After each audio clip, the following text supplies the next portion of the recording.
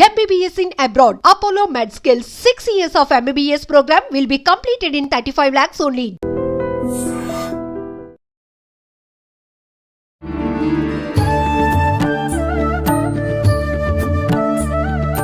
నమస్కారం, welcome to I dream. ధర్మ మార్గం విత్ విజిత కార్యక్రమానికి స్వాగతం. ప్రస్తుతం మనతో పాటు ఉన్నారు సౌర పీఠాధిపతులు హిమాలయ యోగి సద్గురు శ్రీ శ్రీ శ్రీ ప్రభాకర్ గురూజీ గారు. ఇప్పుడు వారితో మాట్లాడి మరిన్ని విషయాలు తెలుసుకుందాం. నమస్కారం గురూజీ. ఓం ఓం శ్రీకశ్యపాత్మజంభానుం సహస్రకిరణోజ్వలం సర్వరోగహరం మిత్రం సూర్యదేవం ఉపాస్మహే. ఓం శ్రీ గురుభ్యో నమః. చెప్పండి.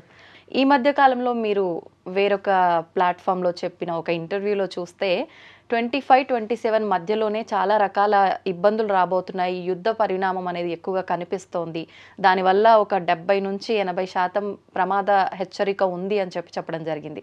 అసలు ఏంటి ఇదంతా? నిజంగా ఇదంతా వాస్తవమా? ఏకాకి యతచిత్తాత్మ నిరాశీర్ అపరిగ్రహ. ఎవరికున్నది సత్యాన్వేషణ చేసే ఏ సైంటిస్ట్కి ఉన్నది? అందుకు సైంటిస్ట్కి ఎప్పుడూ సత్యం గోచరించదు. వాడు అదే సెయింటిస్ట్గా మారితే, సెయింట్ అంటే ఇలా ఉంటారు, దాన్ని మేము ఆచరించడానికి ప్రయత్నం చేస్తున్నాం. నా జీవితం తెలిసే ఉండొచ్చు, నేను ఇప్పటికీ కూడా ఎప్పుడూ కూడా ఏది అవసరానికి మించి పెట్టుకోలేదు. ఉన్నాయన్నీ వదులుకుంటూ వస్తున్నాను. నేను గతంలో చెప్పాను, 2 కార్లు ఉండేవి, 1 కారు చేసుకున్నాం. 1 కారు ఉన్నది, ఆ కారు కూడా తీసా. ఇప్పుడు కాళ్ళు మాత్రమే ఉంచుకుంటున్నాను మ్యాక్సిమం. మరి ఫ్లైట్లో తిరుగుతున్నారు కదా అని అనొచ్చు, నాకు సంబంధం లేదు. నువ్వు ఇంటర్వ్యూ తీసుకున్నావు, నువ్వు తెచ్చుకుంటావు. ఇప్పుడు నువ్వు కారు నువ్వు పంపించుకున్నావు, లేకపోతే నేను ఇంటర్వ్యూ నాకు అవసరం లేదు. ఎందుకంటే నేను ఏది కావాలని కోరుకుంటున్నా. It was happening thing. It's okay, నేను ఆపను కూడా. ఇప్పుడు నువ్వు ఇంటర్వ్యూ అడిగితే నేను ఆపలేదు, అవునన్ను కాదన్ను. రాలేదనుకో జరగదు. నువ్వు కారు పంపించావు, వచ్చావు, లేక మొన్న నువ్వు వచ్చావు, కాబట్టి జరుగుతుంది. It was happening thing. Just I'm a witness. మరి ఇప్పుడు వస్తువులకైతే ఇంత సింపుల్ గా చెప్పారు, ఒక 2 ఉన్నాయి, ఒకటికి వచ్చింది, ఒకటి కూడా. ఆస్తులు కూడా, విషయం ఆస్తులు కూడా, ఆస్తులు ఓకే, మనుషులు కూడా. మీకు ఫ్యామిలీ ఉంది, వాళ్ళని పక్కన పెట్టారా? పక్కన పెట్టము. నువ్వు సాక్షిగా ఉండు, అన్నిటిని వదిలేసి వెళ్ళిపోమంటలేదు నీకు. అదే చెప్తున్నా. అపరిగ్రహం అంటే ఏది ఎంతవరకు ఉంచుకోవాలో అంతవరకు ఉంచుకుంటే అన్ని వదలడం సన్యాసం.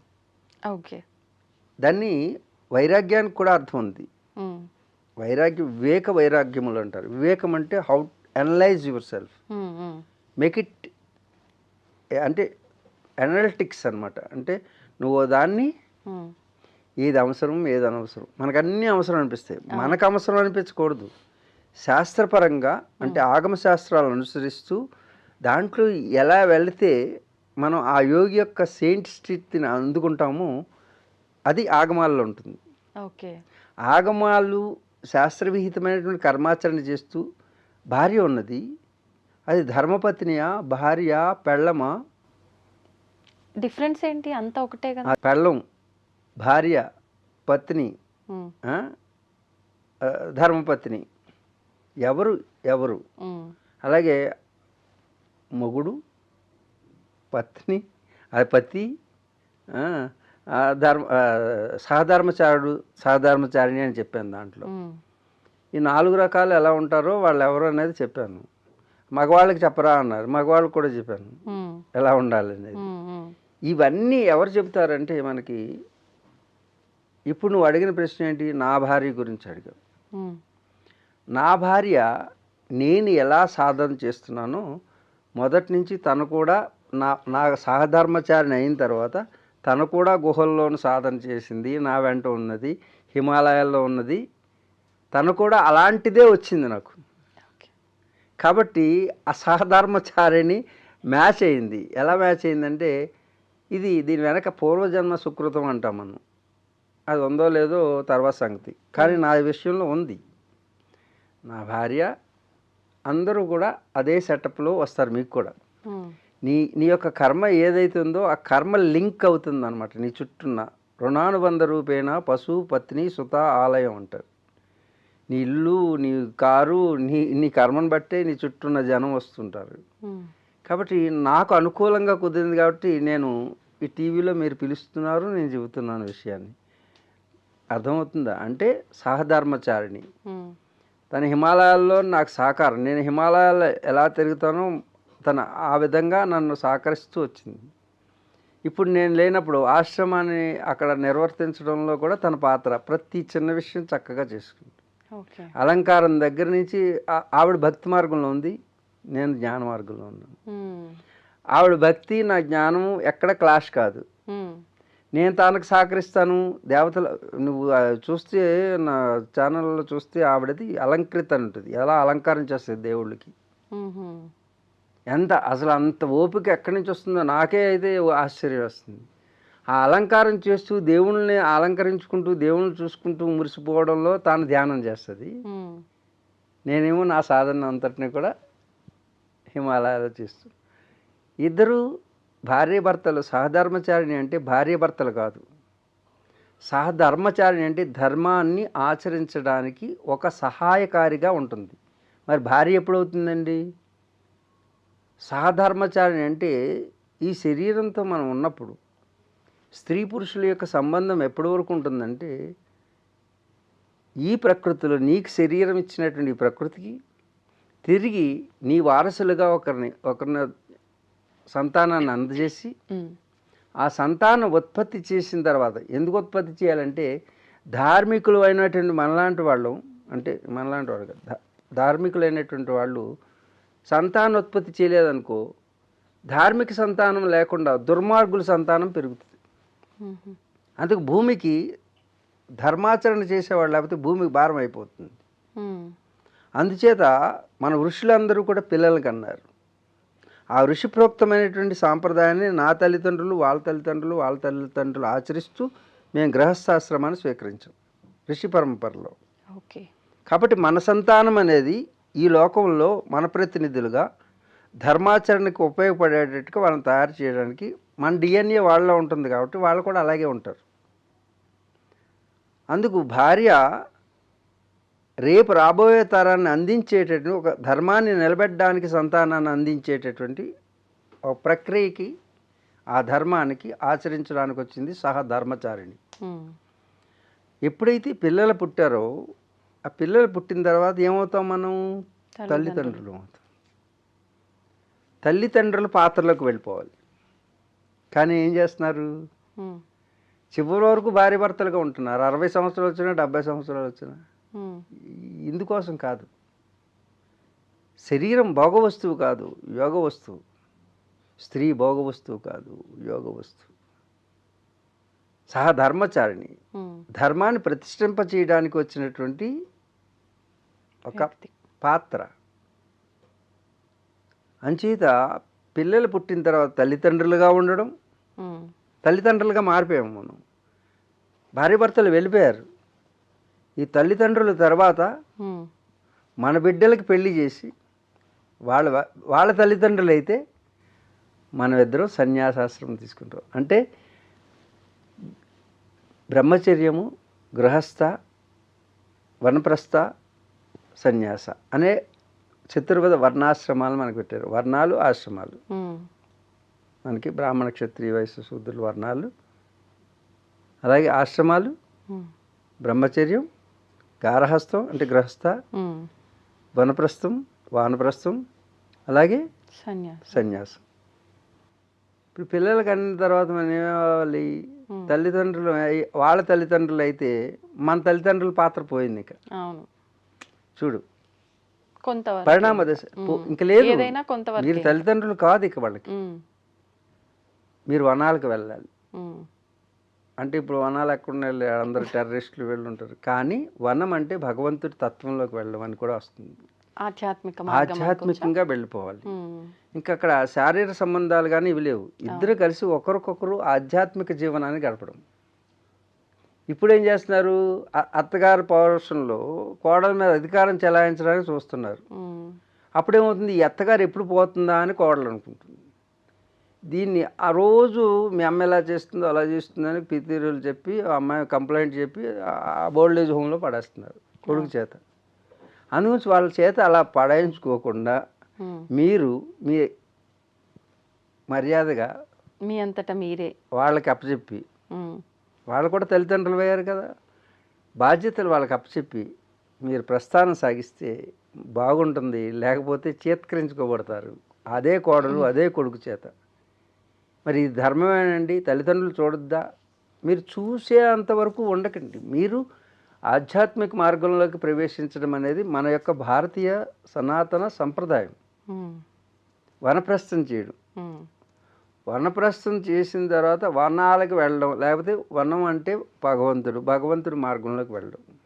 ఇప్పుడు ఇది అయిపోయిన తర్వాత వనప్రస్థం అయిన తర్వాత మనకి సన్యాసం. ఉమ్, ఇప్పుడు భార్య భర్తకి సహకరించుకుంటుంటుంది వనప్రస్థంలో, ఏది ఆధ్యాత్మిక మార్గంలో. కానీ సన్యాసం వచ్చిన తర్వాత వేరువేరుగానే ఉంటుంది. ఉమ్, మొదటి వేరువేరుగా ఉన్నవాళ్ళు చివరికి కూడా వేరువేరుగా ఉండి వాళ్ళు స్వతంత్రులుగా ఉంటారు. ఉమ్. మొట్టమొదటి స్వతంత్రులు వాళ్ళిద్దరు, భార్య భర్తలు కాకముందు. అవును, బ్రహ్మచారిగా చూడు ఉన్నప్పుడు. ఎంత ఎంత అంటే ఎవల్యూషన్ అనేది ఎంత చక్కగా నిర్మించారో భారతీయ మన యొక్క ధర్మంలో. ఉమ్, ఈ ధర్మం తప్పడం వలన ఈ ఓల్డ్ ఏజ్ హోమ్లు పుట్టుకొస్తున్నాయి. కోడలికి అత్తగారు చంపేయడం, అత్తగారిని కోడలు చంపేయడం, దిండి పెట్టి నొక్కేస్తున్నారు. పాపం ఆవిడ చెప్పుకోలేదు. ఆ, ఇవన్నీ ఎందుకు జరుగుతున్నాయంటే ధర్మాచరణ మనం ముందు తరం వాళ్ళు చేసుకుంటూ వెళ్తుంటే వెనక తరం వాళ్ళు చేసుకుంటూ వస్తారు. ఉమ్, అందుకే ధర్మానికి నష్టం కలిగినప్పుడు ఈ విపరీతమైనటువంటి విపత్తులు వస్తాయి. ఉమ్. అసలు విషయం యుద్ధం దగ్గర మొదలుపెట్టావు. అవును, ఇప్పుడేదో ప్రశ్న అడుగుతాను. అదే అంటే భార్యాభర్తలు అన్నారు కదా, ఇప్పుడు ఏ వ్యవస్థలో ఉన్నప్పుడు ఆ వ్యవస్థను కరెక్ట్గా నిర్వర్తించాలి కదా. భార్యాభర్తలుగా ఉన్నప్పుడు రకరకాల గొడవలు, కొట్లాటలు, కీచులాటలు అవి ముదిరి ఎంతో దూరం వెళ్ళేవి అవన్నీ చూస్తున్నాం ఈ మధ్య. ఎందుకు అలా జరుగుతుందంటారు? ఎందుకు అనేది విద్యా విధానంలో లోపం. ఉమ్, విద్య అంటే సత్యాన్వేషణకు సంబంధించిన విద్య లేదు. ఉమ్, బానిస అంటే ఉద్యోగం చేయడానికి సంబంధించిన చదువు కొంటున్నాం. ఉమ్, ఉమ్. ఉద్యోగం అంటే ఏంటి? మన సర్వీస్. బ్రతుకు తెరుగు. సర్వీస్ అంటే ఏంటి? ఉమ్, బానిస. నువ్వు ఉన్నావు, ఉమ్, ఎవరో ఓనర్ చెప్తే వినాలి, మరి ఏం చేస్తాం? ఉమ్, జాబు జేబు కోసం చేస్తున్నాం మనం. దేనికోసం చేస్తున్నాం? చేబు. ఆ, చదువు బ్రతుకునిస్తుంది, ఉమ్, విద్య జీవితాన్ని ఇస్తుంది. ఉమ్, ఇప్పుడు ఎవరు జీవించట్లేదు, కేవలం బ్రతుకు కోసమే ఉమ్. ఏదో బ్రతుకుతున్నాం. అందరికి అసంతృప్తి, అవును. ఎందుకంటే బ్రతికేస్తున్నాం అంతే, జీవించట్లేదు ఎవరు. జీవించాలంటే విద్య తెలియాలి. ఉమ్, ఆ విద్య తెలిస్తే సత్యం తెలుస్తుంది. భార్య అంటే ఎవరు, ఓకే. ధర్మపత్నిని ఎలా చూసుకోవాలి, ఒక స్త్రీని ఎలా చూసుకోవాలి, సమాజాన్ని ఎలా చూసుకోవాలి, ఒక గోవుని ఎలా చూసుకోవాలి, చీమను ఎలా చూసుకోవాలి, దోమను ఎలా చూసుకోవాలి, చెట్టుని పుట్టని గుట్టని ప్రతి దాన్ని కూడా తనతో సమానంగా చూసుకుంటాడు, తనకంటే ఎక్కువగా చూసుకుంటాడు. ఉమ్, ధార్మికుడైనటువంటి వాడు తన భార్యని ఒక అమ్మవారిగా కొలుస్తాడు. నాకు నాకు పునర్జన్మనిస్తున్నావు తల్లి అంటాడు. ఉమ్, నన్ను నీ గర్భంలో చోటిచ్చి నవమాసాలు నన్ను మోసి నాకు పునర్జన్మనిచ్చి నాకు కొనసాగింపు ఇస్తున్నావే, ఈ శరీరం పోయిన తర్వాత కూడా నేను ఉండేటట్టు ఇచ్చేటట్టు మాతృమూర్తి నీకు నమస్కారం. నీకు కూడా నమస్కారం. నువ్వు మాతృమూర్తి అమ్మా, నాకు జన్మనిచ్చిన జన్మధాత్రివి నువ్వు. అది స్త్రీని ఇలా ఇలా చూడగలగాలి. ఉమ్, నవమాసాలు మోసి నా బీజాన్ని నువ్వు ధారణ చేసి అష్ట కష్టాలను అనుభవించి ప్రసవవేదన మించినటువంటి బాధ లేదమ్మా ఒక స్త్రీకి తెలుస్తుంది. అది పురుషుడికి కేవలం భోగం కాదు, అది యోగం. ఉమ్, సృష్టికి ప్రతి సృష్టి చేసేటటువంటి ఆదిశక్తి స్వరూపిణి స్త్రీ. అలాంటి స్త్రీని ఆట వస్తువు కింద, ఆట బొమ్మ కింద వెలకట్టి వెలయాలించేసి ఆడుకుంటున్నటువంటి వాళ్ళు ఎవరైతే ఉన్నారో వాళ్ళందరికీ చెప్తున్నాను ఈరోజు, ఒక స్త్రీ యొక్క కంటి నీరు ఈ భూమి మీద పడితే సర్వనాశనం అయిపోతుంది. ఏ ఇంటిలో అయితే నీ భార్య యొక్క కంటి నీరు నేల మీద పడిందో ఆ నేల ఆ భూమి భారం భరించలేక కంపనం వచ్చేస్తుంది ఆ తల్లికి. అవే భూకంపాలు. ఎన్ని భూకంపాలు రావాలి ప్రతి ఇంట్లోనూ. ప్రతి ఒక్కరు. స్త్రీ భోగ వస్తువు కాదు. హోమగుండం. హోమంలో అగ్నికి ఆహుతి చేసినట్టుగా భర్త హోమగుండం కింద భావించాలి భార్యని.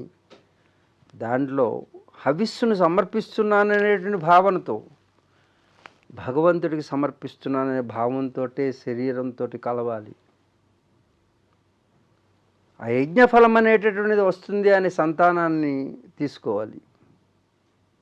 ఎన్ని బాధలు అనుభవిస్తే సంతానం వస్తుంది? ఒక్క క్షణం సుఖానికి జీవితాంతం పణంగా పెడుతున్నామే. అలాంటి స్త్రీని ఎలా చూసుకోవాలి? అది భారతీయ ధర్మం, భారతీయ శాస్త్రాలు చెప్పేవి, భారత ఋషులు ఆచరించింది, ఈనాటికి నేను కూడా ఆచరిస్తున్నటువంటిది. అటువంటిప్పుడు ఆ భర్త ఎలా కనపడతాడమ్మా? స్వర్గం కంటే మిన్నగా కనపడతాడు. ఏమో ఎప్పుడు కూడా నా కంటెంట్ నీరు చొక్క ఎప్పుడూ రాలేదు. నేను అదే ఇప్పుడు జీవితంలో షాక్ అవుతున్నా చూసి. మొత్తం జీవితంలో నాకు ఎన్ని కష్టాలైనా నాకు రాలేదు. ఎందుకో ఇప్పుడు అంటే ఆ స్త్రీమూర్తి యొక్క భావన. అరే ఏమవుతుంది? అలాంటి స్త్రీలు ఉన్నారా? ఈ స్త్రీలు ఉన్నారు కొందరు. ఇదేంటంటే ఇప్పుడు వరకు ఉన్నతంగా చెప్పి ఇప్పుడేంటి ఇలా సడన్గా మారుస్తున్నారంటే స్త్రీ పాత్ర కూడా నిర్వర్తించట్లేవుతుంది. ఎందుకంటే యుగం యొక్క పరిణామ దశల వలన వారు ఆ యొక్క పాత్రలను నిర్వర్తించలేకపోతున్నారు. దానికి కారణం జ్ఞానం, సమస్యలకి కారణం అజ్ఞానం. మన వేద సంస్కృతిని మర్చిపోవడం, పేద సంస్కృతిని తెచ్చుకుంటాం. పేద సంస్కృతం అంటే ఇంపోర్టెడ్ వెస్ట్రన్ కల్చర్. ఆధునీకరణ, ఆధునీకరణ అంటే ఆధునీకరణ, ఆధునీకరణ. ఓ మనీ బేస్డ్. ఓకే. మనిషి బేస్డ్ కాదు, మనీ షీ బేస్డ్. అంటే మనీ షీ. అందరూ ఆలోచన అదే. అందరూ కొందరు మాత్రమే మిగిలారు, 0.1%. వాళ్ళ భార్యని అడగండి, ఎంత హాయ్ స్వర్గం. ఎలాంటి శారీరక సంబంధాలు ఉండవు వాళ్ళకి, కానీ అద్భుతమైనటువంటి జీవన విధానం ఉంటుంది వాళ్ళకి. మీరు ఇప్పుడు స్త్రీ గురించి మాట్లాడగానే మీ జీవితంలో ఎప్పుడు కళ్ళ వెంట నీరు రానిది వచ్చిందన్న అంటే ఎందుకు ఆ భావన ఎందుకు వచ్చింది మీకు? అంటే మనం ఎమోషన్లోకి దిగితే, అంటే ఆ తల్లి అనుభవించే వేదన, నేను నీవుగా మారిపోయాను. నువ్వు పైకి కనపడే అవుట్లుక్ ఉండదు. అప్పుడు ఆ లోపల అనుభవించే వేదన ఒక స్త్రీ, నేను స్త్రీగా మారతాను. ఓకే. స్త్రీగా అంటే ఇప్పుడు నేను పురుషుడిగా ఉన్నప్పుడు నేను నీలోకి వస్తే దాన్ని సంయమనం అంటారు. అంటే నేను నీవుగా మారితే అది నువ్వు ఎలా అనుకుంటున్నావు లోపల. ఒక స్త్రీ ఏమనుకుంటుంది లోపల?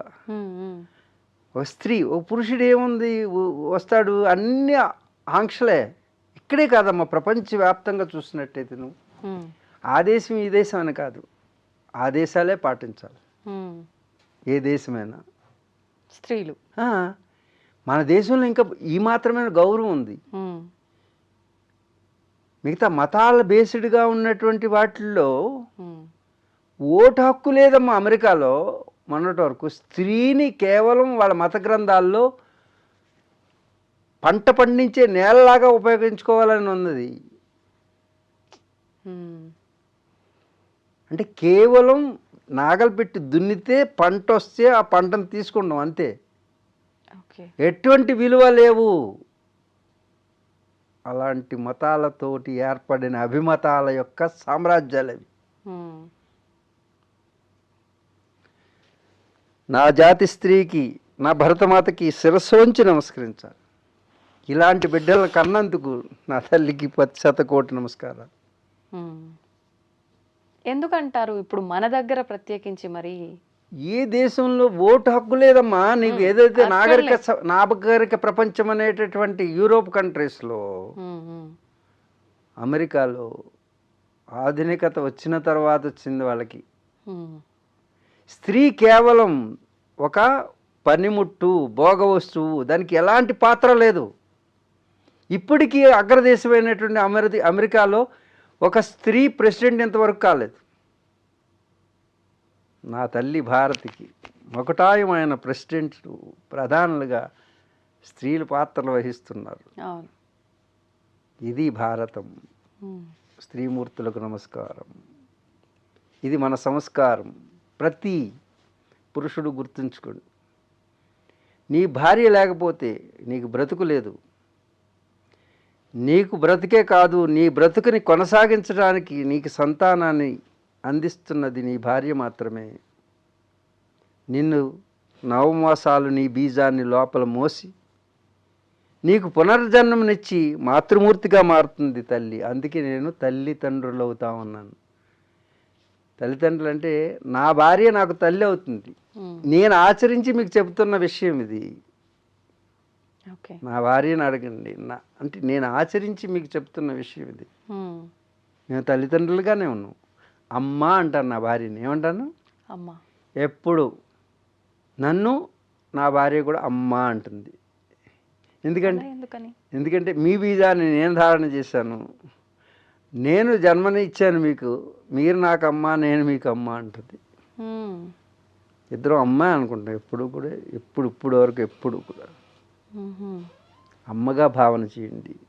కేవలం భోగ వస్తువు కాదు, నీకు పునర్జన్మనిస్తుంది కాబట్టి మాతృమూర్తి. ఇది నేర్పుతుంది భారతీయ సనాతన ధర్మం. ఇప్పుడు ఈ భావన ప్రతి ఒక్క మగవారిలో రావాలంటే, ప్రతి ఒక్క ఈ భావన రావాలంటే భారతీయ ధర్మం తిరిగి రావాలి. సనాతన ధర్మం పడుతుందంటారా? కలియుగం అంటారు కదా, ఇదే ముందు ఫస్ట్ మొట్టమొదటి ప్రశ్నకి రా. కలియుగం అంతం అవుతుందని చెప్పారు. ఇందుకు అంతం అవుతుంది. ఇలాంటి యుద్ధాలన్నీ కూడా ఎందుకు వస్తున్నాయంటే మనం సిద్ధం కాకపోవడం వల్ల, అశుద్ధంగా మారడం వల్ల, శుద్ధి లేకపోవడం వల్ల. శుద్ధి ఉన్న వరకే సిద్ధి వస్తుంది. ఆ సిద్ధం ఉంటే యుద్ధం ఉండదు. కాబట్టి ప్రపంచ దేశాలన్నీ కూడా ఈరోజు వినాశనం వైపు వెళ్తున్నాయి. ఉక్రెయిన్, రష్యా, మధ్యలో ట్రంప్ కార్డే. ట్రంప్ ఈజ్ ద పెద్ద కంపు. అగ్రదేశం కాదు ఇది, ఉగ్రదేశం. ప్రపంచాన్ని ఉగ్రరూపం దాల్చేటట్టు చేయడంలో పాత్రలో ఈ ట్రంప్ పాత్ర ఉంది. ట్రంప్ కార్డ్ అంటుంటారు కదా. ప్రపంచ వినాశనానికి ఈ खेल जो पत्ता खेलते हैं ना, पत्ता माने पैकेट, उसमें जो ट्रम्प कार्ड आएगा, ट्रम्प డెసిషన్ ఫ్యాక్టర్.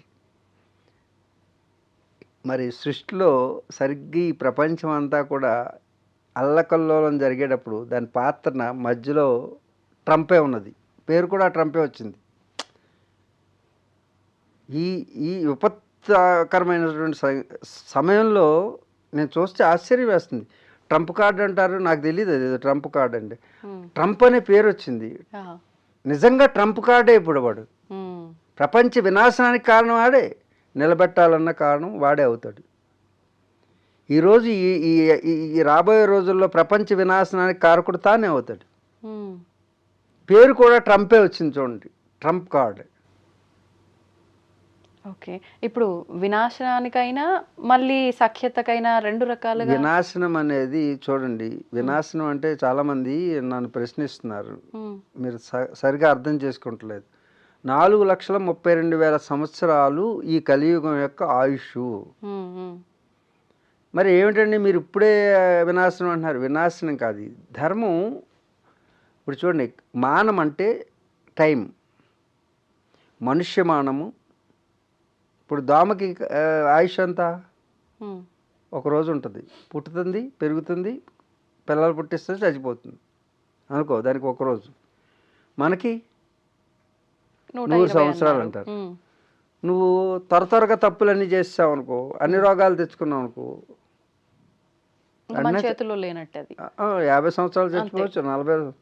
అలాగే కాలం కూడా, కాలానికి కూడా దాని మానం ఉంటుంది. ఓ నువ్వు 4,32,000 సంవత్సరాలు బ్రతకాల్సినటువంటి యుగం ఇక్కడ ఉన్నటువంటి మనుషులు దాన్ని తగ్గించుకుంటూ వచ్చారనుకో, అధర్మం ఎక్కువగా చేసేస్తున్నారు అనుకో, త్వరగా బౌల్ నిండిపోతుంది. ఇప్పుడు అది జరిగిందంటారా? ఇంకా జరగలేదు కానీ 4 లక్షలు, ఇప్పుడు 5,125 సంవత్సరాలు సుమారుగా అయి ఉంటుంది కలియుగం వచ్చి. కృష్ణుడి యొక్క శరీర త్యాగం తర్వాత వచ్చింది కలియుగం. అప్పటి నుంచి ఇప్పటి వరకు 5,120 సంవత్సరాలు అయింది. అంటే కలియుగే ప్రథమ పాదే జంబూ ద్వీపే భరతవర్షే భరతఖండే అస్మిన్ మేరో చదువుతాం మనం సంకల్పం. దాంట్లో చాలామంది క్వశ్చన్ వేసేది ఏంటంటే 4,32,000 సంవత్సరాలు ఉన్నదానికి ఇప్పుడు ఎందుకు అంతం వస్తుంది అని. చూడండి, ఈ మానంలో మనుష్యమానము, దైవమానము, పితృమానం. మనం చనిపోయిన తర్వాత మనకి ఇప్పుడు 24 గంటలు ఒక రోజు. అవును. మనం చనిపోయిన తర్వాత, చనిపోయిన ఫస్ట్ డే మనకు 1, 2, 3 రోజులు మనం అక్కడే ఉంటాం. ఎక్కడైతే చనిపోయామో ఆ వస్తువులు, మన చుట్టాలు, బంధువులు వీళ్ళ దగ్గర అలా తిరుగుతుంటాం. ఎందుకంటే చనిపోయినటువంటి ఆ శరీరం అందుకే వెంటనే దహనం చేయాలి ఒక రోజులో. ఆలస్యమైతే అక్కడే ఉంటుంది. ఆ దహనం అయిన తర్వాత కదా నేను లేనని తనకి ఎరుకలోకి వస్తుంది. ఆ దహనం అయిపోయిన తర్వాత ఏ ఎముకైనా ఏదైనా ఉంటే దాంట్లో ఆవహించడానికి వస్తుంది, అవకాశం ఉంటుంది. ఎందుకంటే డిఎన్ఏ ఇస్ దేర్. కానీ దీని ఆయుష్ తీరిపోయింది కదా, ఉన్నా కూడా. ఆయుష్ ఎవరికి పోయింది ఏమీ లేదు అక్కడ, శరీరం పోయింది అంతే. వాడు ఉన్నాడు, ఆత్మ ఎక్కడికి పోదు, శరీరం పోయింది. నీకు ఆ పైన ఉన్నటువంటి కవర్ పోయింది, లోపల నువ్వు ఉన్నావు, అది ఉంటుంది ఎప్పుడు. ఈ పితృమానం అనేది అప్పుడు స్టార్ట్ అవుతుంది. పితృమానంలో కూడా 1, 2, 3 రోజులు ఆ ఎముకలన్నీ తీసి చెరువులో కలిపేస్తాం. అయిపోయిన తర్వాత పూర్ణంగా, అందుకే బట్టలన్నీ కూడా చాకలకి ఇచ్చేయడం, ఇష్టమైన వస్తువులన్నీ కూడా ఎవరికి ఇచ్చేస్తాం. అవి ఉంచితే వాటిని ఆశ్రయించడానికి కూడా వస్తాయి, ఆ ఇష్టమైనటువంటి విషయాలకి. సోల్ అక్కడెక్కడ తిరుగుతుంది. అందుకే మనం ఏం చేస్తామంటే మన యొక్క సనాతన ధర్మంలో పిండ ప్రదానం చేస్తాం. పిండ ప్రదానం చేయడం వల్ల ఏంటవుతుందంటే, ఇది 3 రోజులకు ఒకటి పెట్టాం కదా, ఫస్ట్ ప్రథమ మాసికం పెట్టాం. దీని తర్వాత మాసికాలు వస్తాయి, అంటే నెలకు ఒకసారి పెడతాం. ఇదేంటండి నెలకు ఒకసారి పెట్టడం ఏంటి, పిండం పెట్టడం ఏంటి, పిండి పెట్టడం ఏంటి అనుకుంటారు చాలామంది. పిండి is also a particles of the food. ఈజీగా దాన్ని మనం దేంట్లో లిక్విడ్లో కలిపేయచ్చు. అవును. పార్టికల్స్ని మనం ఏం చేస్తామంటే, పార్టికల్స్ కాకుండా ఈ ఫిజికల్గా ఉన్నటువంటి ముద్దలో ఎనర్జీ బాడీ ఉంటుంది. ఎనర్జీ బాడీ ఆ పితృదేవతలకు వెళ్తుంటుంది అనమాట. ఇప్పుడు మనకి భోజనం పెట్టలేదనుకో, గ్లూకోజ్ ఎక్కిస్తాడు డాక్టర్. అదేంటండి భోజనానికి బదులు ఇన్ని కిలోలు భోజనం చేసేవాడికి ఇన్ని సెలైన్లు పెట్టామంటే, అంటే లిక్విడ్ రూపంలో అందిస్తున్నాడు. మనం ఏం చేస్తామంటే ఎనర్జీ రూపంలో అందిస్తున్నాం. వైఫై ద్వారా ఏ విధంగా అయితే నువ్వు ఇంకో ఫోన్కి ఇప్పుడు చూడు ఛార్జెస్ ఎలా వచ్చినాయి, దూరంగా పెట్టినా ఛార్జ్ అయిపోతుంటుంది. నేను ఇక్కడి నుంచి నీకు కళ్ళతో కమ్యూనికేట్ చేయొచ్చు, చేయకూడదా? నా మాటలను కూడా కళ్ళతోటి మూమెంట్ తోటి చేస్తున్నామే, అంటే వైబ్రేషన్ ఇక్కడి నుంచి అక్కడికి వెళ్తుంది. అలాగే పితృదేవతలు చనిపోయిన తర్వాత వాళ్ళకి పెట్టేటువంటి పిండ ప్రధాన ప్రక్రియ అనుకున్నటువంటి సైన్స్ ఏ సైంటిస్ట్కి అందదు. ఆ యొక్క ఎనర్జీ ఫీల్డ్ని మీరు పిండ ప్రదానం చేయలేదనుకోండి, వాళ్ళ ఆ ప్లేన్ నుంచి కదలలేరు, నెక్స్ట్ ప్లేన్లోకి వెళ్ళరు. ఓకే. నువ్వు ఇక్కడ పిండ ప్రదానం మంత్రసహితంగా చేసినప్పుడు ఏమవుతుందంటే, ఈ ప్లేన్ అంటే పితృలోకం నుంచి పితృలోకాలకు వెళ్ళాలి, స్టెప్ బై స్టెప్ పంపించాలన్నమాట. 3 రోజులకు ఒకసారి, 11 రోజులకు ఒక రోజు అవుతుంది. మానం అంటే టైం, అంటే వాళ్ళకి ఒక రోజే.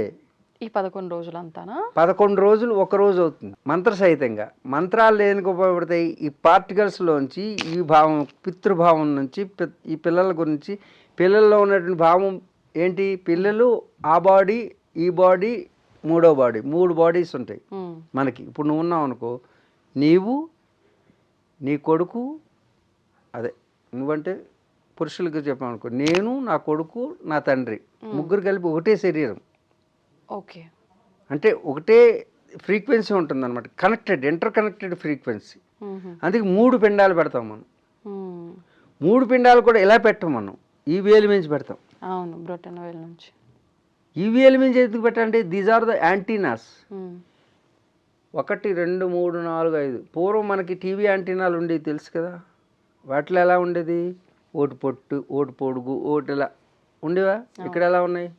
అంతే ఉన్నాయి. అందుకు పితృదేవతలకు ఎలా చేయాలి, దేవతలకు ఎలా చేయాలి, ఋషులకి ఎలా చేయాలి, ఎటు నుంచి పంపిస్తే ఆ ఫ్రీక్వెన్సీ అటు నుంచి వెళ్ళి ఆ ఫ్రీక్వెన్సీ వెళ్ళి ఛార్జ్ అవుతుంది. Okay okay. అందుగురించి ఇలా పెడితే ఒకటి, ఇలా పెడితే ఒకటి, ఇలా పెడితే ఇలా పెట్టడం ఒకటి. అందుకని ఎవరికి ఏ డైరెక్షన్లో వెళ్తుందో దీంట్లో ఉన్నటువంటి ఫ్రీక్వెన్సీ, ఇవన్నీ ఫ్రీక్వెన్సీ లైన్స్ ఇవి. ఈ ఫ్రీక్వెన్సీ ఎలా వెళ్తుందో చూడు. ఆధ్యాత్మికంగా ఉన్న వాళ్ళకి 3 ఉంటాయి గీతలు. నువ్వు సాయిబాబా చూడు, ఎవరినైనా చూడు, అంటే పిచ్చి పిచ్చి గీతలన్నీ ఉండవు, లేవు కదా, 3 ఉన్నాయిగా. ఇక్కడ చూడ, నేను ఆధ్యాత్మికం అవునా కాదా నా చేయి చెప్తుంది.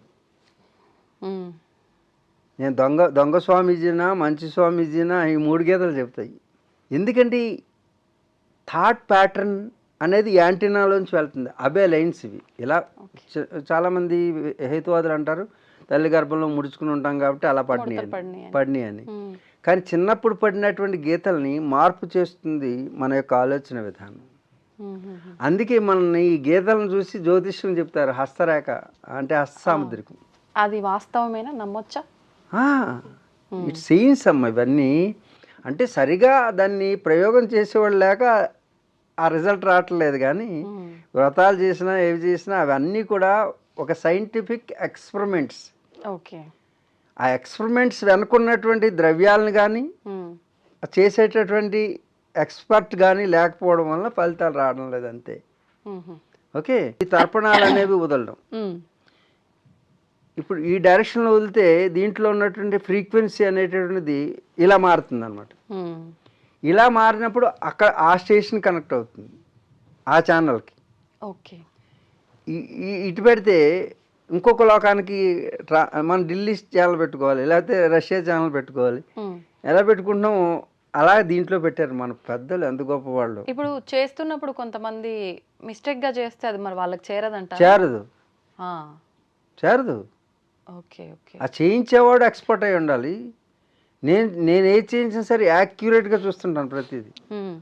చాలా యాక్యురేట్గా పిన్ పాయింటెడ్గా ప్రతిదీ చూస్తాను నేను చేయించే విషయం.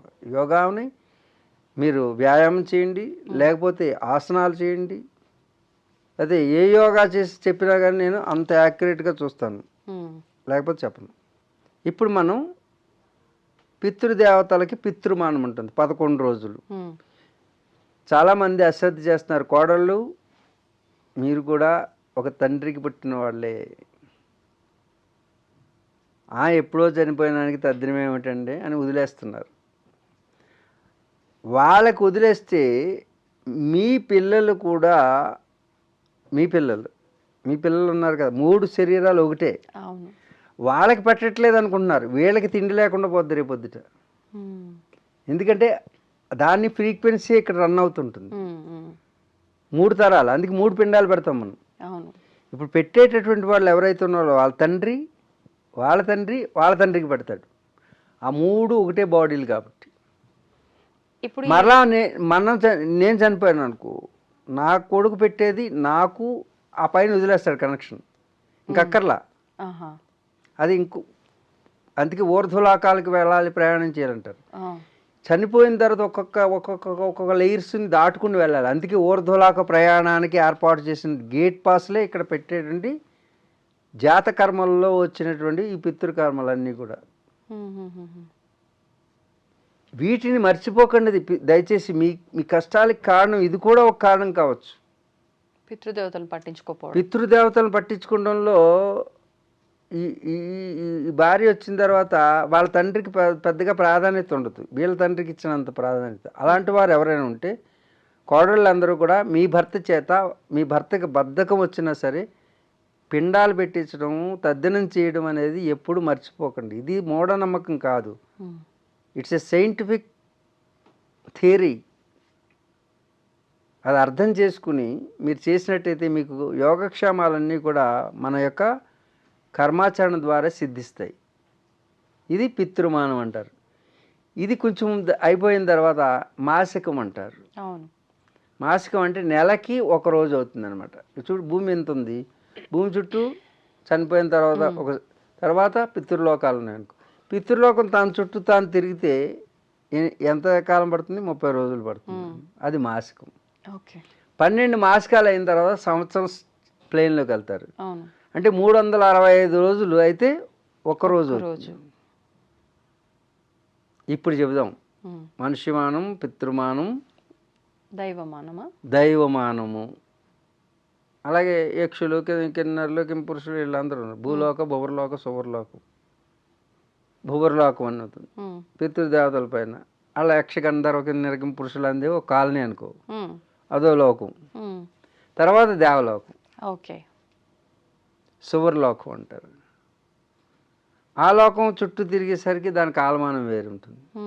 అందుకని దేవతలకి మనకి మనుషులకి 100 సంవత్సరాలు అయితే వాళ్ళకి ఒకరోజు కూడా ఉండదు.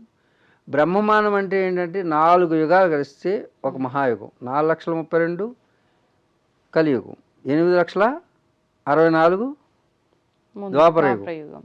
దానికి 3 రెట్లు, కలియుగానికి 3 రెట్లు త్రేతాయుగం, దానికి 4 రెట్లు కృతయుగం, సత్యయుగం.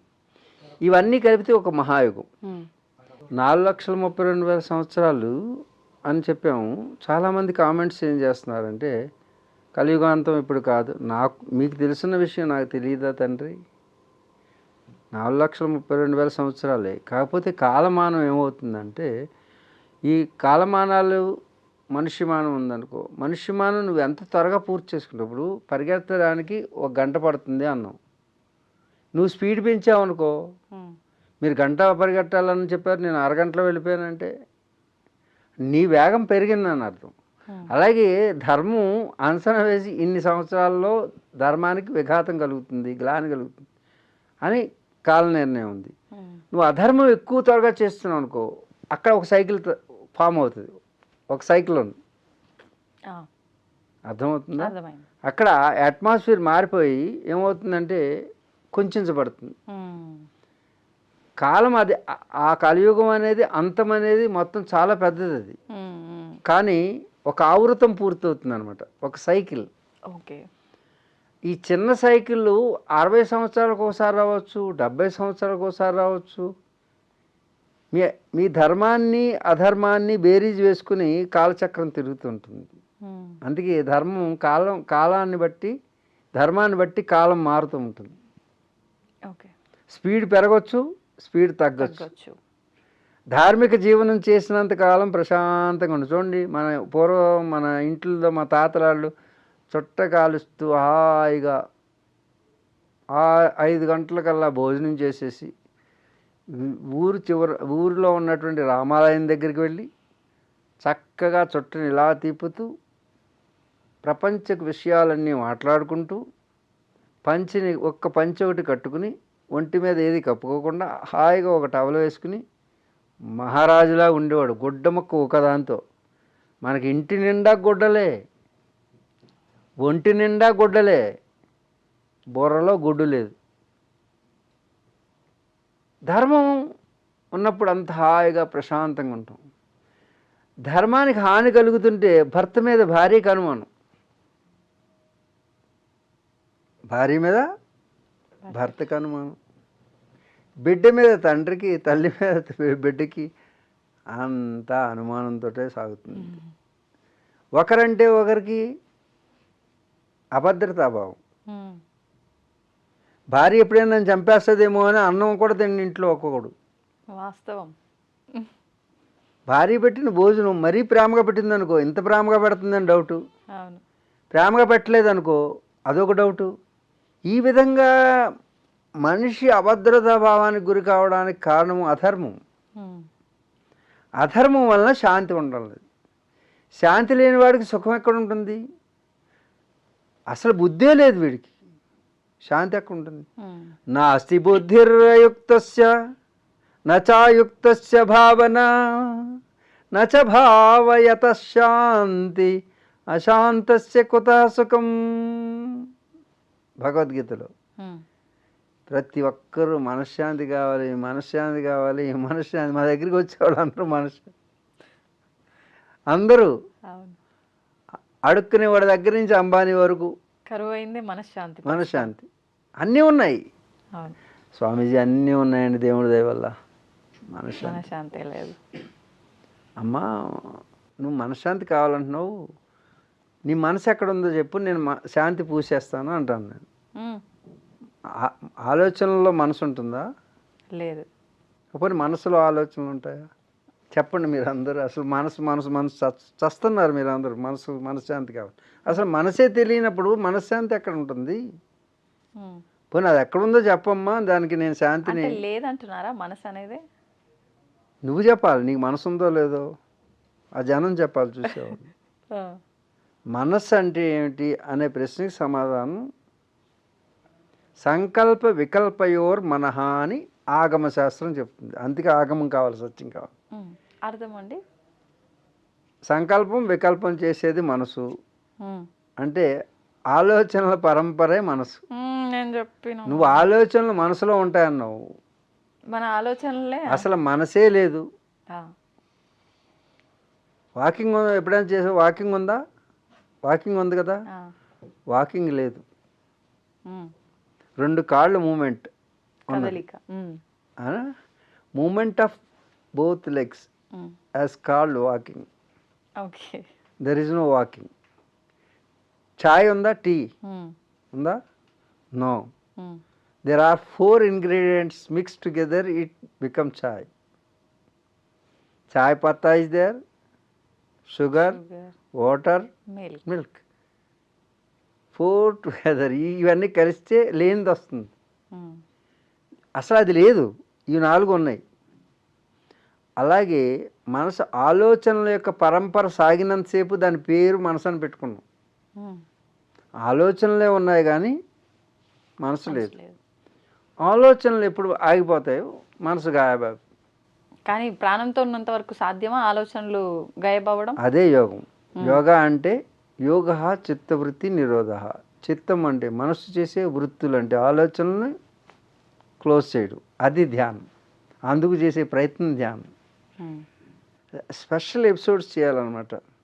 అసలు ఒకదానికోటి క్లబ్ చేసేసి కుండల్ని అంటాడు, అది అంటే అసలు ఏది తెలియకుండా ఎంత అధ్యయనం చేయాలి. 50 సంవత్సరాలుగా చిన్నపిల్లలు పుట్టుక నుంచి కూడా ఇవే మా తల్లిదండ్రులు, వాళ్ళ తల్లిదండ్రులు పరంపరగా వస్తున్నాము. మా తోటల్లో కూడా యోగా ఉండేది. మా తోట అంటే పొలాల్లో తోటలు ఉంటాయి, అన్నీ పండుతాయి. అక్కడ యోగా, ఆ మధ్యలో యోగాకి ఒక రూమ్ పెట్టుకునేవాళ్ళం, ఒక హాల్. అన్ని తోటల్లో ఎన్ని ఎకరాలు ఉన్నాయి? 80 ఎకరాలు ఉంటే ఒక్కో 10 ఎకరాలకు ఒక్కొక్కటి ఉంటే అక్కడ ఏ తోటలోకి వెళ్తే అక్కడ యోగా చేసుకున్నానికి. ఇప్పటికీ ఉన్నది అది అలాగే. అంటే పరంపరాగతంగా యోగం అంటే ఏంటో తెలుసు. ఇప్పుడు 2 రోజుల్లో క్రాష్ కోర్సు, క్యాష్ కోర్సు.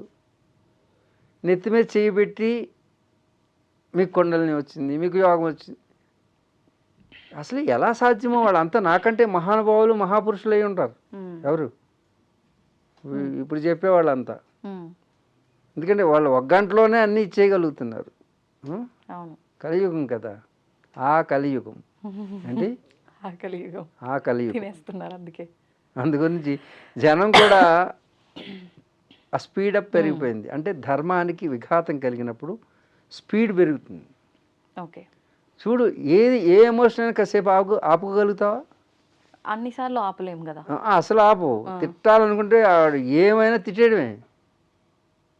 తినేయాలనుకుంటే అప్పటికప్పుడు తినేయాలి. సిగ్గు లేకుండా సిగ్గుకి ఆర్డర్. వండుకుని తిందామని ఉండదు. ఎక్కడో పండుకుని వచ్చింది తింటావు. అంటే పండుకున్నట్టు పాచిపోయింది. దాని పేరే పాచి ఫుడ్స్. అంటే ఫాస్ట్ ఫుడ్. ఓహో, నువ్వు ఫాస్ట్ ఫుడ్ అంటావా? అను. ఆ ఫాస్ట్ ఫుడ్ తిని ఫాస్ట్ ఎమోషన్స్ వస్తున్నాయి మీకు. దేన్ని ఆపుకోలేరు.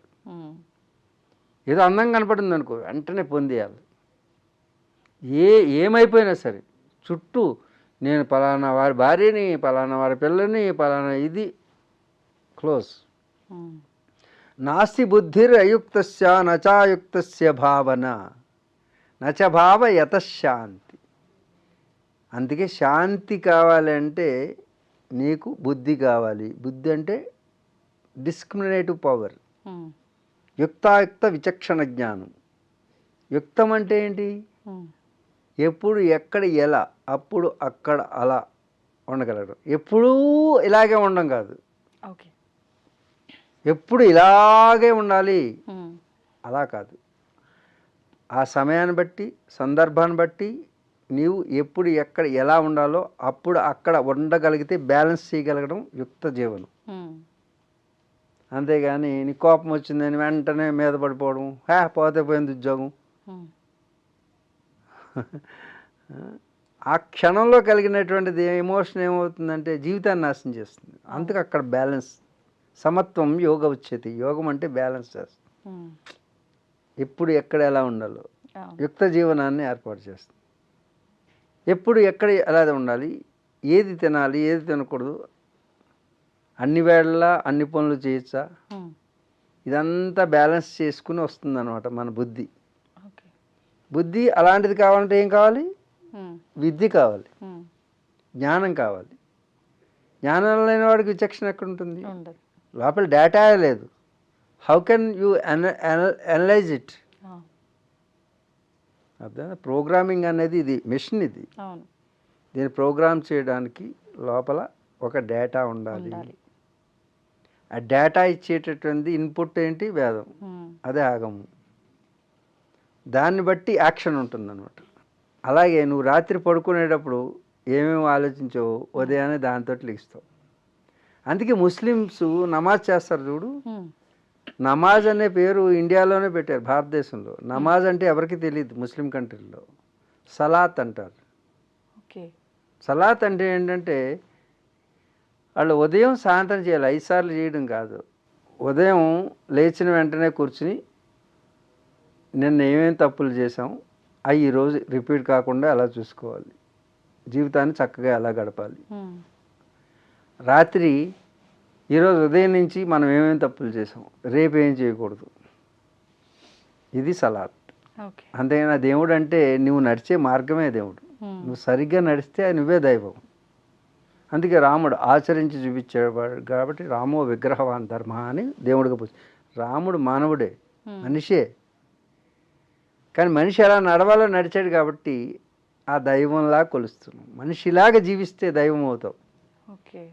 మనిషిలాగా జీవించట్లా, మనిషి రాక్షసులా జీవిస్తున్నాడు. అందుకే మనిషిలా జీవించడానికి వచ్చినటువంటిది విద్యా విధానం. మనిషి మహనీయుడైపోక్కర్లా, మనిషిలా జీవిస్తే మహాత్ముడు అవుతాడు. కాబట్టి అలాంటి జీవన విధానంలో మనకి కాలమానాలు వచ్చి ధర్మానికి హాని కలుగుతుంది, మనశ్శాంతి పోయి మనసు పిచ్చి ఆలోచనలు చేసి అన్నం వస్త్రంతో ప్రారంభమైనటువంటి జీవితం అణ్వస్త్రాల వరకు వెళ్ళింది. అన్నం వస్త్రం జీవించడానికి అవసరం, అణ్వస్త్రాలు మరణించడానికి అవసరం. చూడు, అణ్వస్త్రాలతో శాంతిని నెలకొల్పుతారట ఈ ప్రపంచ దేశాలన్నీ. అణ్వస్త్రాలతోటి అన్నం వస్త్రం ఇస్తే శాంతిగా ఉంటారు. మన పూర్వీకులందరూ కూడా అన్నం వస్త్రం మాత్రమే కోరుకునేవారు. ఆ వస్త్రం కూడా ఈ వస్త్రాలు కాదు, చిన్న కింద గుడ్డ పైన గుడ్డ. వస్త్రం అంటే వస్త్ర త్రాయతే ఇది వస్త్ర. ఏంటి? వస్త్ర ఇది త్రాయతే వస్త్ర. వస్ అంటే సంపద, అంటే కప్పేది, అంటే ఆశ్చేదించబడేది, కప్పబడేది. వాస్యం అంటే కప్పబడేది, కప్పుకొని, త్రాయతే కప్పేది, రక్షించేది. దేన్ని? కాలమానాలని. ఇప్పుడు ఎవరు అసలు ఎక్కడ బెజ్జం పెట్టాలో అక్కడ పెడుతున్నారు, మిగతాదంతా కప్పుతున్నారు. అందులోకి ఆడవాళ్ళు ఎక్కువ మంది. ఇందాక పోవడం కానీ అసలు ఏ వస్త్రం ఎక్కడ ఉండాలనేది పైగా ఇలా అన్నాం అనుకో, నీకెందుకు, మేము ఏ వస్త్రం వేస్తే మిమ్మల్ని అంటలేదు తల్లో, అలాంటి వాళ్ళని అంటున్నాను. నా మీద స్త్రీ సంఘాలన్నీ క్షమించండి, నేనేమనలేదు. ఇప్పుడు జుట్టు ఎరబోసామనుకో, ఏమిటే దెయ్యంలాగే ఏమిటి చేస్తున్నావు, జుట్టు ఎరబోసుకుని తిరుగుతున్నావు అనేవారు. ఆ జుట్టు ఎరబోసుకున్న వల్ల నెగిటివ్ ఎనర్జీ నీలోకి వస్తుంది. These are antennas. అర్థమవుతుంది. అందుగురించి వస్త్రాలని సింపుల్గా వేసుకుని అది రక్షించేది, నేను రక్షించేది అయి ఉండాలి. ఎండా వాన వీటి నుంచి, ఎదుటివారి యొక్క ఎమోషన్ నుంచి స్త్రీలైతే. అర్థమైందా? అందుకే ఈ పరిణామ దశలు, యుద్ధాలు ఇవన్నీ వస్తున్నాయి. కాబట్టి 2025 నుంచి 27 లోపల ఎలాంటి విపరీత ధోరణులే, యుద్ధాలు, ప్రకృతి వైపరీత్యాలు, ప్రకృతి సంతులనం దెబ్బతింటుంది. ఓకే. అందుకు భూకంపాలు రావచ్చు, పంచభూతాలు ప్రకోపించవచ్చు, అంటే టోర్నడోస్ రావచ్చు, వాయువు వేగం పెరగచ్చు, తుఫాన్లు, సునామీలు రావచ్చు. వీటన్నిటి ద్వారా ఒక ఆవృతం పూర్తవుతుంది. ఈ అధర్మపరాయణులు ఎవరైతే ఉన్నారో వాళ్ళు అందరూ పోయేటట్టు వాళ్ళ నెత్తి మీద వాళ్ళే చేపెట్టుకుంటారు. ఎవరు? ఇప్పుడు అమెరికా, రష్యా. ఓకే. అగ్రదేశాలు కాదు, ఇవి ఉగ్రదేశాలు అయిపోయింది. ఏంటి? ఉగ్రదేశాలు. అగ్రదేశాలుగా ఉండాల్సినవి ఉగ్రదేశాలుగా మారితే పరిణామం ఇలాగే ఉంటుంది. ఇవే జ్యోతిష్యం కాదు, ఇది ప్రెడిక్షన్ కాదు, సహజమైనటువంటి ఒక calculations. Okay. It's a mathematics. అంతేగాని నేనేదో జ్యోతిష్యం చెప్పినట్టు. జ్యోతిష్యం అంటే ఏం కాదు, ప్లానెట్ జ్యోతులు అనేవి ఆకాశంలో ఉన్నాయి. That is stars. ఒక్కో స్టారు మూడు కలిసినప్పుడు ఏమేమి ఏర్పడినాయి గతంలో. అర్థం? మీనరాశిలోకి శని ప్రవేశించాడు అంటే విపత్తులు జరిగినాయి గతంలో 60 సంవత్సరాలు 70 సంవత్సరాల క్రితం. అర్థమైందా? అదే ప్యాటర్న్ మళ్ళీ వచ్చింది. ఆ జ్యోతి మీన్స్ ఇట్ సెల్ఫ్, ఇట్స్ ప్రకాశం. ప్రకాశం మీన్స్ జ్ఞానం, light. Who is really enlightening persons, they will see, they know the calculation, the mathematics, సాంఖ్యశాస్త్రం. మన షట్శాస్త్రాలు అంటే అవే, షడ్దర్శనాలు అంటే. ఓకే. వాళ్ళు చూసింది కాదు, దర్శించారు. దర్శనం వేరు, చూపు వేరు, దృష్టి వేరు. మనం ఇంతకుముందు చెప్పుకున్న ఏవో 3, భార్య, బొమ్ముడు, పిల్లం అని. సత్యం, అలాగే సత్యం, వాస్తవం. అలాగే ఇప్పుడు ఏం చెప్పుకున్నాం? చూపు, దృష్టి, దర్శనం. నేను దేవుణ్ణి చూశాను అంటే చూడలేము. దర్శించాను అంటే, దర్శనం అంటే అనుభవం మాత్రమే. అర్థమైంది? అనుభవించాలి. ఆ అనుభవాన్ని చెప్పేటటువంటి దర్శనాలు. ఓకే. అందుకే షట్శాస్త్రాలు, షడ్దర్శనాలు మనకున్నాయి. వాటిలో ఒకటి ఏం చేస్తుంది? సాంఖ్యం. సాంఖ్యం సంఖ్యాపరంగా చెప్తుంది, క్యాల్కులేషన్స్, మ్యాథమెటిక్స్ ఆధారంగా సత్యాన్ని. సత్యం దర్శించాలంటే ఉత్తినే చెప్పేస్తే సరిపోదు. ఇదిగో లెక్కలు ఇవి, లెక్క సరిపెట్టే అంటాం చూడు. ఆ లెక్క సరిపెట్టేది సాంఖ్య దర్శనం. దాన్ని ప్రాక్టీస్ చేసిన తర్వాత చూపించేది యోగ దర్శనం, సాంఖ్యం, యోగం. సాంఖ్యం గురించి చెప్పుకున్నాం. సంఖ్య అంటే సంఖ్యాపరంగా క్యాల్కులేటెడ్గా ఒక సత్యాన్ని వెలికి తీయడానికి మ్యాథమెటికల్గా ప్రూవ్ చేయడం. అంటే లెక్క సరిపెట్టు అంటుంటారు, ఆ విధంగా. తర్వాత సింపుల్గా మాట్లాడుకుంటున్నాం, అంటే శాస్త్రీయపరంగా పెద్ద ధార్మికంగా మాట్లాడకుండా అందరికీ అర్థమయ్యేటట్టు. యోగం. యోగం అంటే నీవు ప్రాక్టికల్గా సత్యాన్ని తెలుసుకుంటాం. అక్కడ థియరిటికల్గా తెలుసుకుంటాం, ఇక్కడ ప్రాక్టికల్గా నిరూపించటం. ఇవి రెండు ఒకటి, సాంఖ్యం, యోగం. అలాగే న్యాయం, వైశేషికం, అవి రెండు ఒక సెట్. అది లాజికల్గా సరిపెట్టడం, ఇది మ్యాథమెటికల్గా సరిపెట్టడం, లాజికల్ కంక్లూజన్. అర్థమైందా? వైశేషికం. ఈ విధంగా అవి రెండు ఒకటి, ఇవి రెండు. తర్వాత పూర్వమీమాంస, ఉత్తరమీమాంస అని. అర్థమవుతుందా? మీమాంసాదులు ఆ చర్చ చేయడం, దాంట్లో ఎటమాలజీ గురించి, సృష్టి ఆరంభం గురించి, యాటమ్స్ ఫార్మేషన్ గురించి, అన్నిటి గురించి, సృష్టి యావత్తు దాంట్లోనూ. అంటే చూడు, ఇంత విస్తృతమైనటువంటి చర్చ ద్వారా ఏర్పడినటువంటి సంపూర్ణ సమగ్రమైనటువంటి సమాచారంతో కూడినటువంటి విద్యా విధానం భారతీయత. అందుకు సత్యాన్వేషణకి భారతీయతయే మూలము. అందుకే ఈరోజు ప్రపంచ దేశాల్లో అమెరికా, రష్యా తయారు చేసినటువంటివి ఆయుధాలన్నీ నిర్వీర్యం అయిపోతున్నాయి. భారతదేశం ఆయుధం మాత్రం నిలబడుతుంది. ఎందుకంటే కారణం, మనం కొన్నది ఆ దేశాల నుంచే. ఆ దేశాల నుంచి కొన్నటువంటి ఆయుధాన్ని మనం మనదైన తెలివితేటలతో దాన్ని మోడిఫై చేసి ఉన్నాం. అర్థమైందా? చూడు, రష్యాని ఒక చిన్న ఉక్రెయిన్ 50,000 రూపాయల డ్రోన్ తోటి 50,000 కోట్లు లాస్ చేసింది. 50,000 రూపాయలు ఎక్కడ, 50,000 కోట్లు ఎక్కడ? మరి ఆ రష్యా నుంచి తెచ్చుకున్న S-400 అనేటువంటి రక్షణ వ్యవస్థని మనం అనేక విధాలుగా జాలంగా మార్చుకుని మన యొక్క తెలివితేటలను దానికి అప్లై చేసి మన దేశంలోకి ఒక్కటి కూడా శత్రుముఖలు రాకుండా అడ్డుకున్నాం. వాళ్ళకి అడ్డుకోలేపారు. తయారు చేసింది వాళ్ళే, కానీ ప్రయోగించడంలో మన తెలివితేటలు ఉపయోగించాం. అందుకే ఈరోజు ప్రపంచవ్యాప్తంగా భారతదేశం అనేది ఆ ఆయుధాలని ప్రపంచ దేశాలన్నీ లైన్లో కొనడానికి చూస్తున్నారు. అంటే మనం ఎన్హాన్స్ చేయగలిగినటువంటి డిఎన్ఏ మనలో ఉంది. నీలో పిల్లలు మీరందరూ రేపు భవిష్యత్తు మీది. ప్రపంచ దేశాలన్నిటికీ కూడా భారతీయత కావాలి. ఏంటి? భారతీయత కావాలి. భారతదేశంలో పుట్టిన ప్రతి ఒక్కరూ సంసిద్ధులు కండి. మీ యొక్క సనాతనమైనటువంటి ధర్మాన్ని ఆచరించండి. దానిలో ఉన్నటువంటి విలువల్ని మీరు రీసెర్చ్ చేయండి.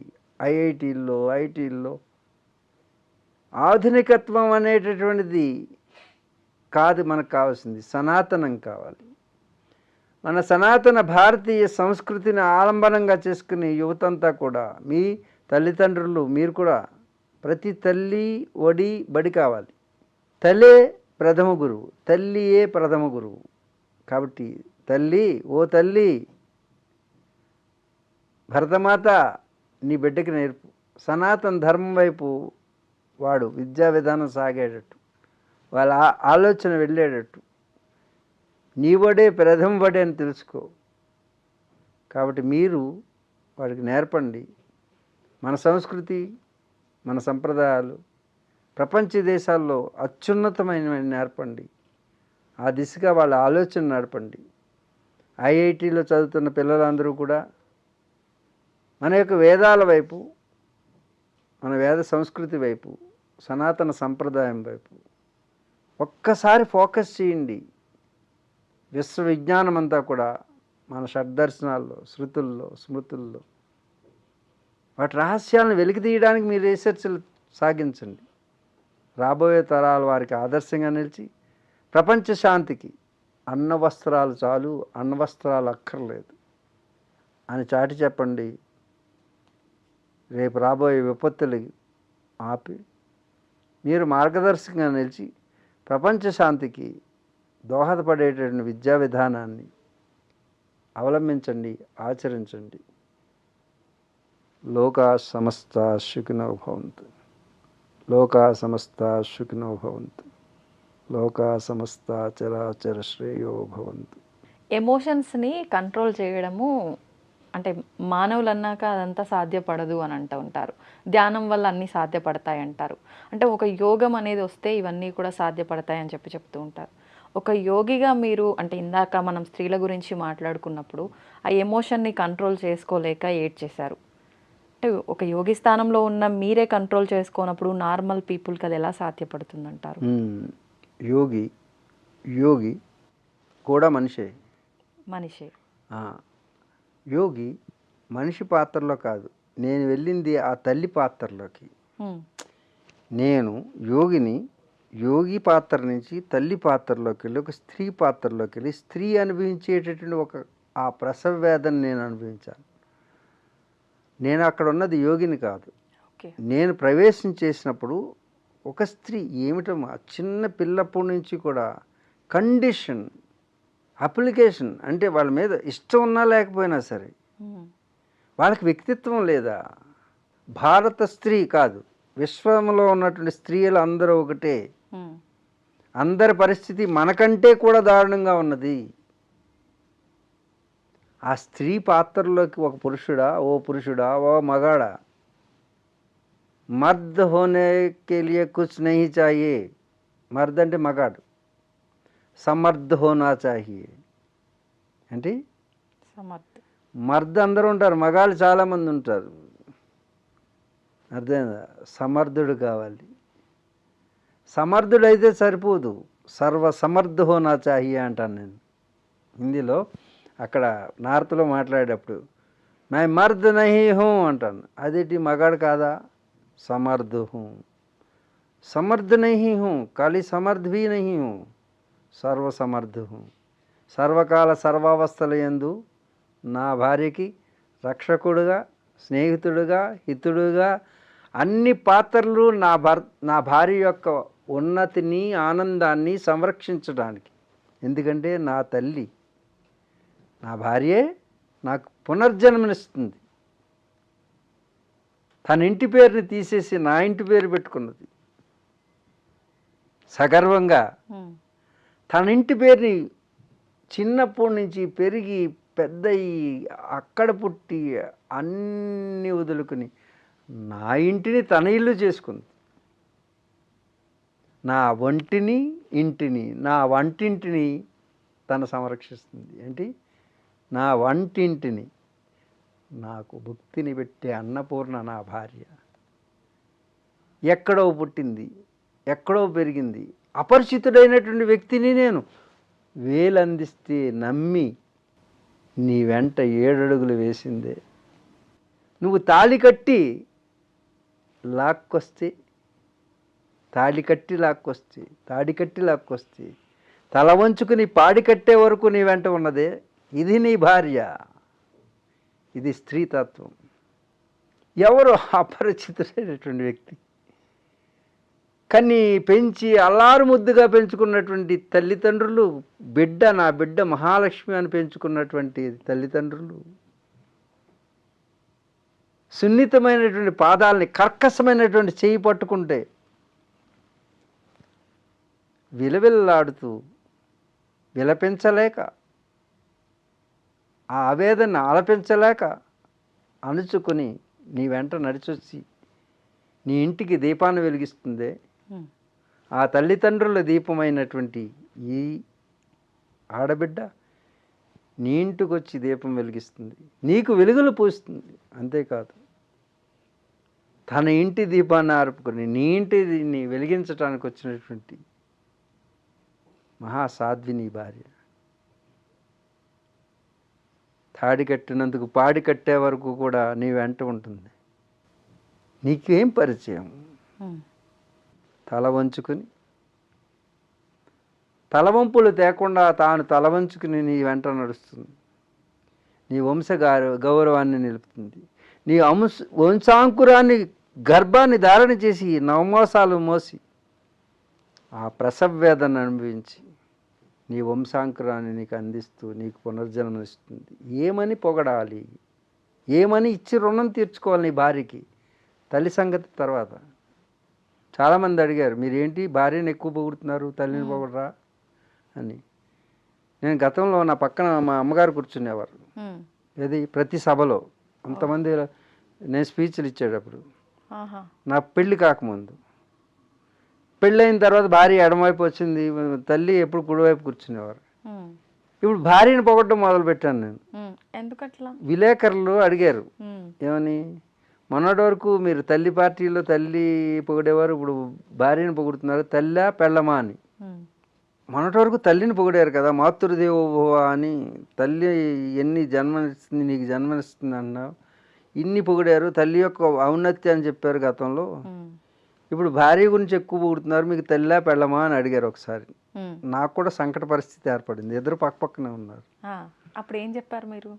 అదే ఇప్పుడు మీకు చెప్తున్నది. ఇప్పుడు చెప్పిందంతా మళ్ళీ భార్య గురించి చెప్పి, పెళ్ళం గొప్పదని చెప్తూ వెళ్ళాం కదా, భార్య గొప్పదని. ఆ భార్య పునర్జన్మనిచ్చి, నీకు పునర్జన్మనిచ్చి తల్లి అయినది ఆ తల్లి గొప్పది అన్నాను. ఏమన్నాను? ఇప్పుడు భార్య గొప్పదా, తల్లి గొప్పదా? కన్ఫ్యూజ్. ఆ భార్య కదా తల్లి అవుతుంది. కాబట్టి తల్లినన్నా భార్యనన్నా రెండు ఒకటే అని చెప్పాను. ఓకే. ఎందుకంటే నీకు మళ్ళా జన్మనిచ్చి తల్లి అవుతుంది కదా ఈ భార్య. కాబట్టి భార్య కాదు తల్లిగా మారుతుంది. కాబట్టి భార్య గొప్పదన్నా తల్లి గొప్పదన్నా, భార్య ఎప్పుడైతే గొప్పదన్నామో తల్లి గొప్పదనే అర్థం. ఎందుకంటే జన్మనిచ్చేది తల్లే కాబట్టి అది భార్య తల్లిగా మారుతుంది కాబట్టి ఆ తల్లి గొప్పది అని చెప్పి. ఇప్పుడు చెప్పాలంటే స్త్రీ గురించి చెప్పాలంటే చాలా ఉంది. స్త్రీలారా ఏమైనా తప్పు చేస్తే మన్నించండి. కాబట్టి మీరు లేకపోతే మేము లేము. ఆదిశంకర్ల వారు అవతరించిన ఆ మాతృమూర్తి ఉన్నది.